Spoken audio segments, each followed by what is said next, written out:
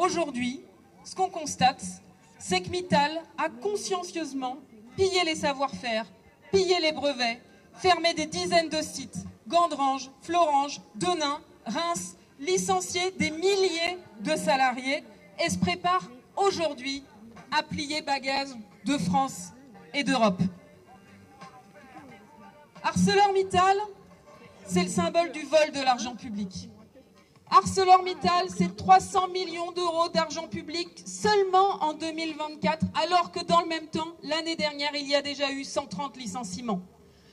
Combien aurions-nous pu ouvrir d'hôpitaux, d'écoles, d'agences pour accueillir les enfants en danger, par exemple avec l'aide sociale à l'enfance?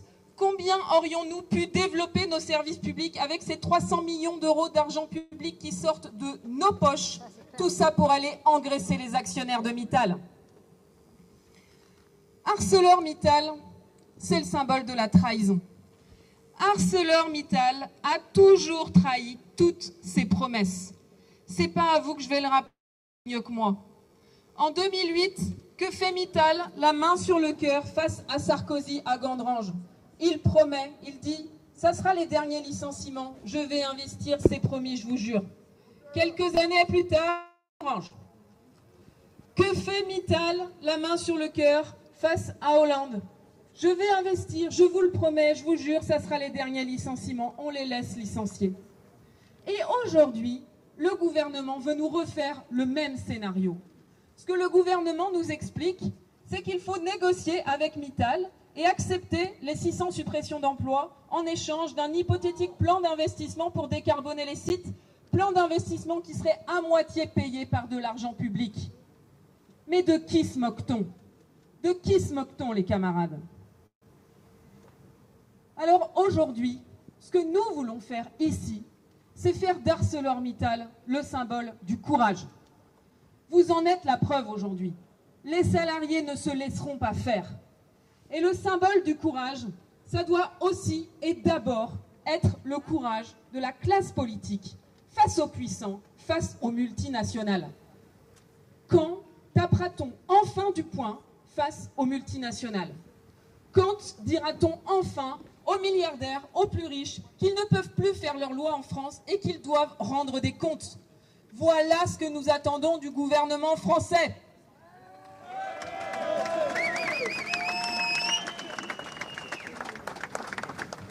Nous sommes ici pour siffler la fin de la récré.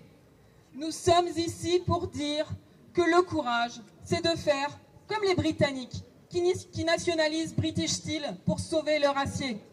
Le courage, c'est de faire comme les Italiens, qui ont mis sous tutelle l'année dernière une usine d'ArcelorMittal pour empêcher qu'elle ne délocalise. Le combat CGT porte, comme ça a été dit par Fred tout à l'heure, on entend maintenant parler de nationalisation. Nous ne sommes plus seuls à porter cet objectif de nationalisation. Même d'ailleurs, ces derniers jours, avec des voix assez étonnantes, venues de Suisse, par exemple, Bruno Le Maire, notre ancien ministre, visiblement, ces congés payés lui apportent beaucoup, lui permettent d'oxygéner son cerveau, d'élargir son champ de vision et de s'apercevoir que oui, il faut nationaliser ArcelorMittal, même lui, il le dit. Alors, monsieur Ferracci, alors, monsieur le ministre, écoutez votre prédécesseur. Il est temps de faire rentrer le mot nationalisation dans votre vocabulaire. C'est le seul moyen de sauver notre acier français et notre acier européen. Alors, les camarades, bravo pour cette initiative. C'est une excellente étape. Mais comme nous le savons à la CGT, ça n'est qu'un début. Et on entend bien continuer le combat. Je vais devoir vous quitter pour aller rejoindre les fonctionnaires qui sont en grève et en manifestation devant Bercy, justement. Et je leur dirai que nous avons trouvé l'argent. Il est dans la poche des multinationales qui se gavent d'argent public. Si on récupérait cet argent, ça permettrait d'augmenter les salaires des fonctionnaires et de réouvrir des hôpitaux et des écoles. Et puis, ce que je vais leur dire et ce que je vous dis aujourd'hui, c'est rendez-vous à toutes et tous le 5 juin.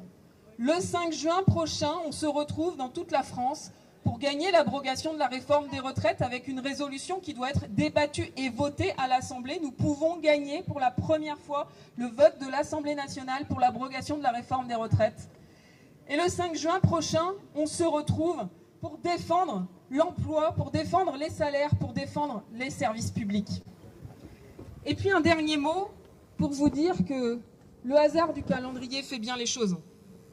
Il se trouve que ce soir, par les volontés mystérieuses de Jupiter, j'aurai la chance d'être en face de notre grand président de la République. Quelle chance, je vous remercie du soutien. Et donc, ce soir, à Emmanuel Macron, je lui remettrai les propositions de la CGT pour nationaliser la liste des 400 plans de licenciement qui aujourd'hui ont lieu partout en France avec des entreprises qui touchent les aides publiques et qui distribuent des dividendes. Et je lui dirai qu'il faut qu'il prenne ses responsabilités. On n'en peut plus des doubles discours. Il faut sauver notre industrie et agir et taper du poing sur la table sur contre les multinationales.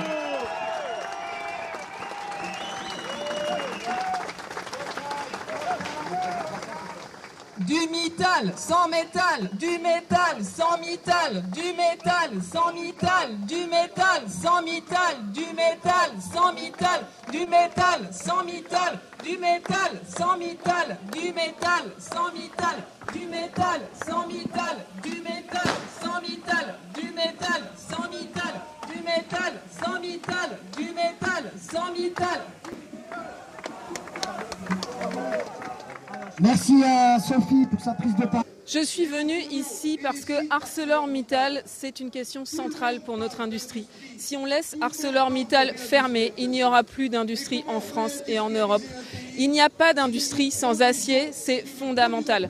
Je rappelle que l'Europe a été créée il y a près de 80 ans avec un traité, le CECA, le traité européen du charbon et de l'acier. Ça montre à quel point la production de l'acier était centrale. ArcelorMittal, c'est le symbole de la situation de notre industrie en France. ArcelorMittal, c'est l'histoire d'une OPA sur notre industrie. À l'origine, Arcelor, c'était notre champion national, Usinor, une entreprise nationalisée qui se portait tellement bien que c'était le champion mondial de l'acier avec Arcelor.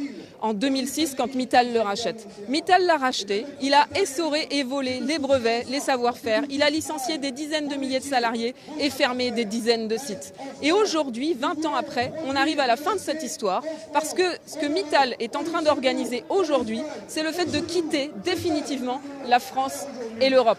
Et donc, ça n'est plus possible de se fier à Mittal qui n'a jamais tenu aucune de ses promesses. Ce qu'il faut, c'est retrouver du courage politique, taper du poing sur la table et reprendre les rênes en commençant par nationaliser ArcelorMittal. C'est ce que font les Britanniques avec British Steel, c'est ce qu'ont fait les Italiens qui ont mis sous tutelle ArcelorMittal, qui ont permis de sauver le site, et c'est ce qu'il faut faire en France. C'est le message que vous allez porter ce soir face au chef de l'État ? Oui, tout à fait. C'est le message que je vais porter ce soir en écho à la mobilisation des salariés d'ArcelorMittal aujourd'hui. Qu'est-ce que vous allez lui dire au président ? Ah ben, vous verrez ce soir. Non mais là, ce que vous avez dit, là, vous allez lui remettre des propositions de la CGT, vous pouvez nous le redire ?